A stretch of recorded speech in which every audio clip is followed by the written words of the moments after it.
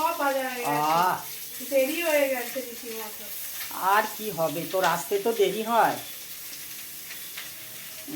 লোকে ভাববে আমি কত রান্নাবাড়ি পারি, আমি কিন্তু কোনো রান্নাবাড়ি পারি না না। না, এটাও তো একটা রান্না রে বাবা, বললেই হয়। আজকের আমার শরীরটাই ভালো না রে, সব তোরা ভালো পারিস। আমি এরকম সাদা সাদা চাউমিনই ভালোবাসি, আমার ওই বেশি কালার হয়ে গেলে একটুও ভালো লাগে না। অল্পই করেছি রাতের জন্য, আমার আর তোমার জন্য। খুব ভালো বলো মামুনি? না খুব ভালো, বেশি না, বেশি খাই না। আর তেল সবসময় অল্প তেল খাওয়া উচিত। আমার শরীরটা একটু ভালো নেই আজকে।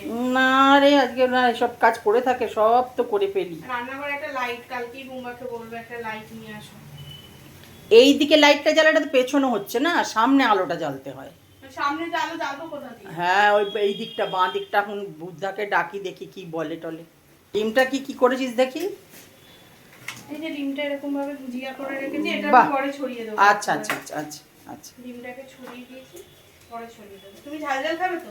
হ্যাঁ, একটু কাঁচা লঙ্কা, ব্যাস। আমি তো জানিস কাঁচা লঙ্কা ছাড়া অন্য কিছু খাই না। দেখা যাক কতটা ঝাল হতে পারে। আর বলো না, ট্রেন এত লেট করে, এত লেট করে। এখন রাত 10টা বাজে, ভাবো। তুমি ড্রেসও ছাড়তে পারিনি, কারণ ট্রেন এত লেট করেছে। এসে আগে এখানে ঢুকেছি। ঠিক আছে, একটা দিন লেট হলে কোনো অসুবিধা হয় না।